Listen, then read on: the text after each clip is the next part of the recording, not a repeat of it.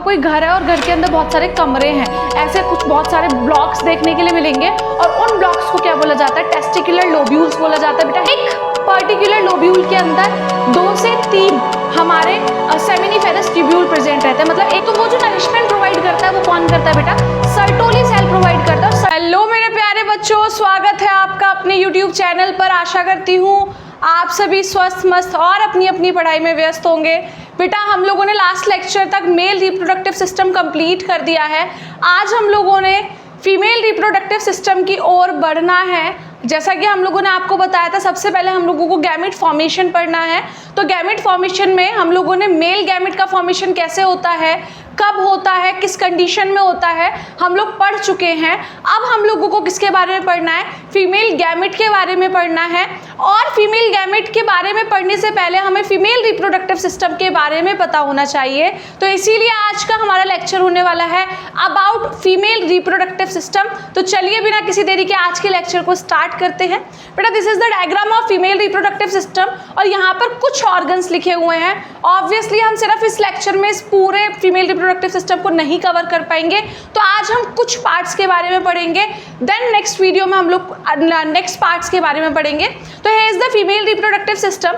तो बेटा female reproductive system consist of only few parts. जैसे मेल रिप्रोडक्टिव सिस्टम में काफ़ी कॉम्प्लिकेशंस थी ना, फीमेल रिप्रोडक्टिव सिस्टम में बिल्कुल भी कॉम्प्लिकेशंस नहीं है, बहुत थोड़ा है। ठीक है, हम लोगों ने मेल रिप्रोडक्टिव सिस्टम में पढ़ा था कि male reproductive system male body के बाहर प्रेजेंट रहता है। ठीक है बेटा, एक्सटर्नल ऑर्गन की तरह प्रेजेंट रहता है। लेकिन अगर हम लोग फीमेल रिप्रोडक्टिव सिस्टम की बात करें तो बेटा ये फीमेल बॉडी के अंदर ही एब्डोमेन के लोअर पार्ट पे प्रेजेंट रहता है। लोअर एब्डोमेन पे बेसिकली प्रेजेंट रहता है हमारा पूरा female reproductive system.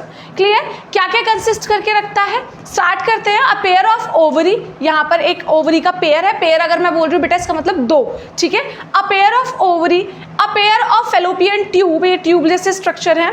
A single uterus और उसको वॉम्ब भी बोला जाता है। अ सेरेविक्स एंड अ वेजाइना।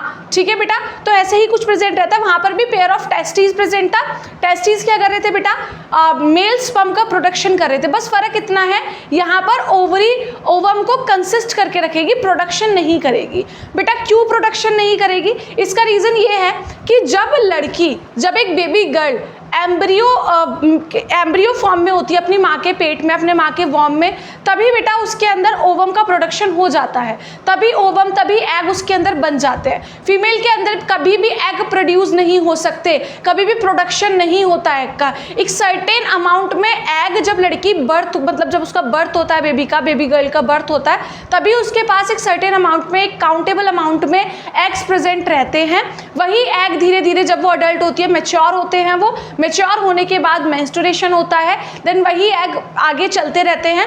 तभी बेटा एक सर्टेन टाइम पीरियड आने के बाद कोई भी फीमेल कैपेबल नहीं होती एक बच्चे को जन्म देने के लिए, क्योंकि उसके पास एग्स खत्म हो जाते हैं फिर, क्योंकि एग्स काउंटेबल अमाउंट में प्रेजेंट रहते हैं किसी भी फीमेल के अंदर। डन बेटा, डन। तो स्टार्ट करते हैं एक एक करके, सारे ऑर्गन्स के बारे में हम लोग पढ़ेंगे। सबसे पहले आज हम लोगों ने जो ऑर्गन पढ़ना है वो हमारा ओवरी। ठीक है, अब पेयर ऑफ ओवरी रहती है किसके पास? फीमेल्स के पास। एक राइट हैंड साइड पे रहेगी, एक लेफ्ट हैंड साइड पे रहेगी। डन बेटा, यही लिखा है primary sex organ present one on each side of uterus. तो बेटा है इज द यूट्रस, ये बीच में जो है यूट्रस है, जिसको हम लोगों की भाषा में कोख भी बोल देते हैं, है ना। तो इसके आसपास क्या है? 2 पेयर है किसके? ओवरी के। ठीक है, अ पेयर ऑफ ओवरी। ठीक है, उसके अलावा नेक्स्ट क्या है? Produce female gamete ovum. मैंने आपको बताया अभी, इसके पास क्या रहता है? फीमेल गैमेट रहता है, जिसको क्या बोला जाता है? ओवम बोला जाता है, या फिर एग भी बोल दिया जाता है। Also produce the female sex hormones called estrogen and progesterone. बेटा आप लोगों ने जब टेस्टिस के बारे में पढ़ा तो टेस्टोस्टेरोन सीक्रेट कर रहे थे टेस्टिस, ऐसे ही ओवरी क्या करेंगी? फीमेल सेक्स हार्मोन्स भी प्रोड्यूस करती हैं, जिनका नाम क्या होता है? Estrogen and progesterone. अब आप बोलोगे मैम ईस्ट्रोजन एंड प्रोजेस्टेरॉन की फंक्शनिंग क्या रहती है? बेटा सेम एज टेस्टोस्टेरोन। टेस्टोस्टेरोन क्या कर रहा था? मैस्कुलिन फीचर्स डेवलप कर रहा था किसी भी मेल के अंदर। ऐसे ही प्रोजेस्टेरॉन और ईस्ट्रोजन क्या करते हैं बेटा?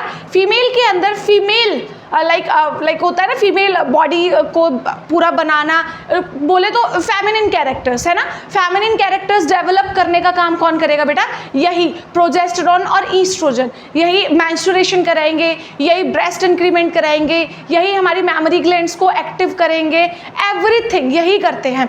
डन बेटा। उसके अलावा ओवरी की एक बार हम लोग देख लेते हैं स्ट्रक्चर कैसा होता है। 2 to 4 सेंटीमीटर इन लेंथ, 2 से 4 सेंटीमीटर की लेंथ में होते हैं। Covered by a thin epithelium, एक पतली सी टिश्यू की लेयर लगी रहती है जिसको एपिथेलियम बोला गया है यहाँ पर। उसके अलावा one side connects with the uterus wall and another side with pelvic wall, एक साइड तो हमारी यूट्रस वॉल से कनेक्टेड है, दूसरी पेल्विक वॉल से कनेक्टेड है। किसकी हेल्प से कनेक्टेड बेटा, with the help of ligaments. Ligament तो आप लोगों को पता है ना, लिगामेंट्स की हेल्प से प्रेजेंट कनेक्टेड है, ठीक है। उसके अलावा the next is ovarian stroma. Ovarian stroma क्या होता है बेटा, ओवरी है, ओवरी के अंदर बहुत सारा मैटर भरा हुआ है, बहुत सारी चीजें भरी हुई हैं, उन्हीं को ओवेरियन स्ट्रोमा बोला जाता है। डेफिनेशन के अकॉर्डिंग पढ़ लें, a connective tissue which binds the internal structure together and it is enriched with blood vessels. मतलब ओवरी के अंदर जितनी भी चीजें हैं, ओवरी के अंदर चाहे वो फॉलिकल्स हैं, चाहे वो कुछ भी है, सबको आपस में कनेक्ट करने का काम कौन करता है, सबको आपस में बाइंड करने का, इकट्ठा एकदम कट्टा रखने का काम कौन करेगा बेटा, वो करेगा ovarian stroma. Basically it is a connective tissue जो कि कनेक्ट करके रखता है सारी चीजों को आपस में। और क्या प्रेजेंट रहती है बेटा इसके अंदर, बहुत सारी ब्लड वेसल्स प्रेजेंट रहती हैं, ठीक है। हमारी ओवरीज के अंदर बहुत सारी ब्लड वेसल्स प्रेजेंट रहेंगी। उसके अलावा the next is fallopian tube. Next is the fallopian tube. These tube like structures बेटा आर कॉल्ड फेलोपियन ट्यूब या फिर ओविडक्ट भी बोला जाता है इनको, या तो फेलोपियन ट्यूब बोल लो या फिर ओविडक्ट बोल लो। Number 1 and number 2, a pair of fallopian tube, again a pair, ovary का भी एक पेयर था, फेलोपियन ट्यूब का भी एक पेयर प्रेजेंट रहता है एक फीमेल रिप्रोडक्टिव सिस्टम में। डन बेटा, दिस इज ओविडक्ट। अब बेटा इसको हम लोग साइट ऑफ फर्टिलाइजेशन भी बोलते हैं, मतलब जो फर्टिलाइजेशन अकर होने वाला है वो यहीं पर अकर होगा, फेलोपियन ट्यूब के अंदर ही अकर होगा। क्या लिखा हुआ है देख लेते हैं, tube like structure occur in pair receive ovum from ovary. तो बेटा आप लोग देख सकते हो यहाँ पर ये फेलोपियन ट्यूब किससे कनेक्ट है, ओवरी से कनेक्ट है। तो ऑब्वियसली ओवरी से जो एग निकलेगा वो सबसे पहले किसके अंदर जाने वाला है, फेलोपियन ट्यूब में ही जाएगा। ऑब्वियस ही बात है, अगर आपके गेट के जस्ट बाहर आपका लिविंग रूम प्रेजेंट है तो जब आप अपने रूम में से निकलोगे तो आप सीधा लिविंग रूम में ही तो जाओगे, सीधा मेन रोड पे तो नहीं पहुंच जाओगे ना। तो ऐसे ही ओवरी से जब एग निकलता है, एग रिलीज होता है, तो सबसे पहले किसके पास जाता है बेटा, फेलोपियन ट्यूब के पास जाता है। ये रिसीव करती है किसको, एग को। चलो the next is fallopian tube divides in 3 parts बेटा, 3 पार्ट्स होते हैं अलग अलग फेलोपियन ट्यूब के। The part number is infundibulum, the part number 2 is ampulla and the part number 3 is isthmus. Start करते हैं। सबसे पहला पार्ट होता है इन्फेंटिबुलम। बेटा इन्फेंटिबुलम ये वाला पार्ट होता है, बिल्कुल कॉर्नर वाला, दिस पार्ट, ये तो ओवरी आ गई बेटा, दिस पार्ट इज इन्फेंटिबुलम, शॉर्ट में लिख देती हूँ इन्फेंटिबुलम, ठीक है बेटा। ये वाला पार्ट बिल्कुल इन्फेंटिबुलम होता है और यहाँ पर इन्फेंटिबुलम के पास ना से फिंगर लाइक प्रोजेक्शंस प्रेजेंट रहते हैं जो कि एकदम एग को कैच करते हैं, और उन फिंगर लाइक प्रोजेक्शंस को बोला जाता है बेटा फिम्ब्रे। क्या बोला जाता है, फिम्ब्रे। मैं लिख देती हूँ यहाँ पर, यहाँ बना देती हूँ, finger like projections, fimbriae. Done बेटा, डन।